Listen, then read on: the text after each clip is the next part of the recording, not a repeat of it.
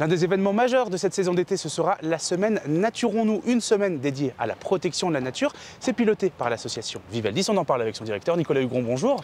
Bonjour Valentin. Alors, cette semaine Naturons-nous, on va avoir plein de choses. Ça va se passer donc du 15 au 19 juillet, si mes dates sont exactes. C'était une idée de Vivaldis depuis longtemps de développer la journée de l'environnement et d'en faire quelque chose sur toute une semaine avec un programme beaucoup plus complet. Alors effectivement, Vivaldis, je pense que beaucoup de personnes connaissent.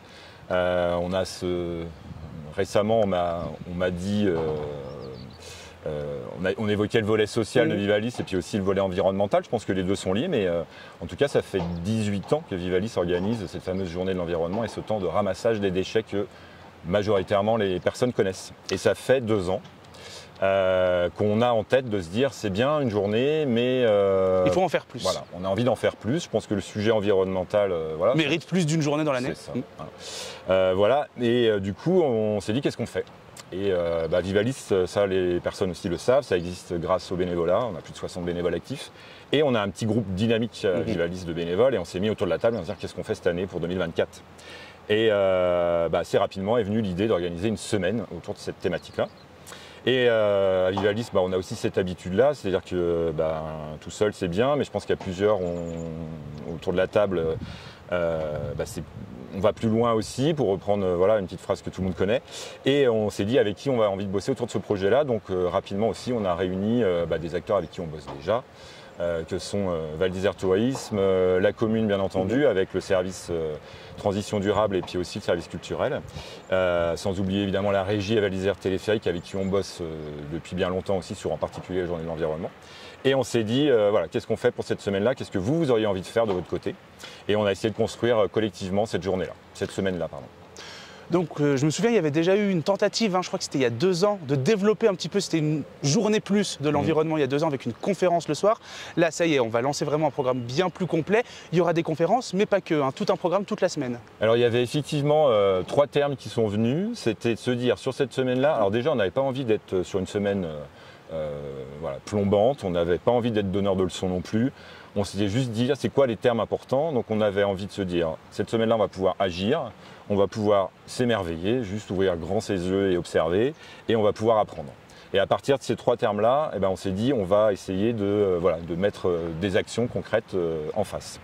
Donc c'est assez varié. On va avoir agir la journée de l'environnement, on en reparlera un petit peu après sur la partie nettoyage du domaine skiable, des pentes de Val d'Isère. Et puis après sur s'émerveiller, on va avoir un certain nombre d'événements.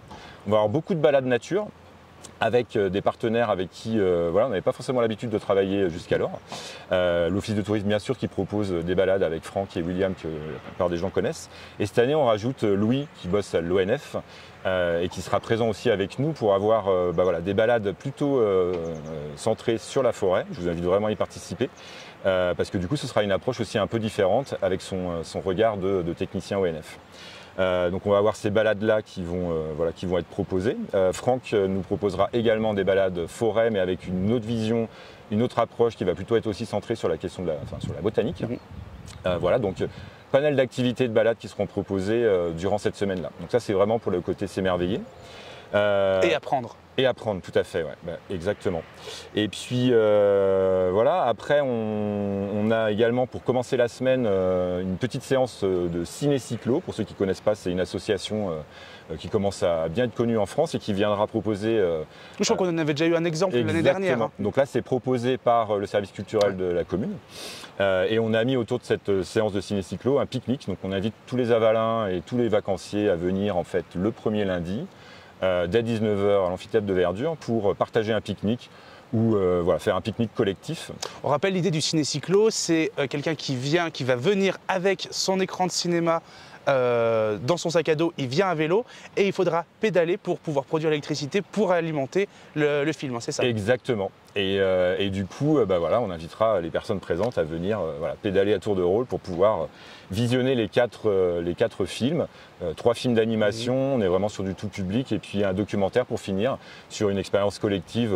Tout le programme est sur notre site web, mais l'idée vraiment de cette soirée-là, c'est d'ouvrir grand les yeux et puis voilà, de susciter aussi des réflexions individuelles, collectives et de donner envie éventuellement d'agir derrière, quoi. Donc ça c'est pour la première soirée. Et puis après on va avoir deux conférences qui vont être proposées par voilà, le service transition durable de la commune, piloté par voilà, Pauline et Maureen, que je remercie voilà, d'avance. Une première qui va être sur les glaciers rocheux, donc tout savoir sur les glaciers rocheux. C'est pas forcément connu, on connaît beaucoup plus les glaciers voilà, blancs ou qui sont malheureusement en mauvais état dans certains endroits, mais les glaciers rocheux sont moins connus. Et d'ailleurs, il y en a un qui est étudié en ce moment du côté du col de l'Iseran. Exactement. Et donc du coup, on va avoir un scientifique qui va venir nous parler en fait et nous partager ses connaissances sur ces glaciers rocheux-là. Donc ça, c'est le mardi soir à 20 h. Et le lendemain, en fait, on va avoir une soirée où il va y avoir deux intervenants. Le parc qui va venir nous parler en gros de tout leur travail d'études des lacs d'altitude en fait et climatiques. Et les évolutions que ces lacs ont connues depuis quelques années. On en a déjà parlé ici, c'est assez, tout à fait. Donc, assez frappant. Ouais. Donc voilà, donc ça c'est le parc qui proposera ça et ce sera une soirée co-animée également avec, avec l'ONF qui viendra nous parler justement de l'impact plus particulier sur nos forêts de montagne en fait. Donc voilà, ça c'est le mercredi soir, pareil à 20 h au cinéma et c'est gratuit et c'est ouvert à tous, voilà, sans réservation. Et le jeudi, donc là c'est la médiathèque qui propose ça avec, donc là pareil, je suis très curieux de rencontrer Anne Zeum, qui est une autrice illustratrice qui propose un très bel album. J'ai perdu le titre mais je le ressortirai juste après, et qui viendra faire un atelier dessin autour de son album en fait, autour du potager. Donc voilà, c'est trois ateliers qui seront proposés à toutes les personnes qui le souhaitent dès 5 ans. Et elle viendra aussi faire une dédicace de son album le jeudi. Donc ça, c'est des ateliers pratiques également pour concrètement découvrir et se mettre dans son univers en fait, de dessin que je vous invite vraiment à aller voir. Donc Anne Zeum. Donc ça, c'est le jeudi. Et après, du coup, ce que je disais aussi, pour agir, il faut comprendre. Je pense que bon nombre de personnes connaissent les fresques du climat. Et cette année, on a eu envie de proposer deux ateliers. Le premier qui sera un atelier sur le même type de format que la fresque du climat, qui sera un atelier vraiment spécifique, qu'on appelle fresque de la montagne. Donc là, c'est un atelier de 3 heures, c'est coopératif. Et ça permet du coup de s'approprier en gros les grands enjeux, mais plutôt ramener sur notre territoire de montagne et de voir quel impact ça peut avoir et d'essayer de réfléchir collectivement à des solutions concrètes. Et l'atelier d'automne, je pense que beaucoup de personnes ont en tête de se dire que voilà, c'est les recommandations voilà, du rapport du GIEC, de se dire que pour 2050, il faut que l'ensemble des humains consomment maximum 2 tonnes de CO2 par an et par habitant. Et donc du coup, c'est de se dire, l'atelier, c'est 3 heures, c'est coopératif, d'essayer de se mettre aussi à la place de politiques, de grands décideurs, pour essayer de construire ensemble un plan d'action pour atteindre ces 2 tonnes à hauteur de 2050. On est sur des ateliers très participatif, c'est ludique, c'est voilà, c'est pas coopératif, plombant, hein. Pas plombant du tout.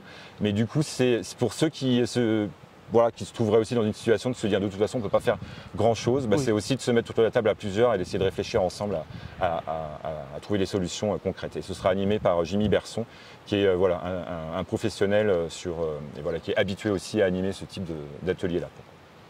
Ça, c'était pour le programme de tout ce qu'il y a en plus cette année de nouveau pour cette semaine Naturons-nous. On aura bien sûr mardi l'espèce de point d'orgue, la journée de l'environnement. L'année dernière, on était du côté de Solès. Cette année, on retourne sur Bellewaerde pour nettoyer.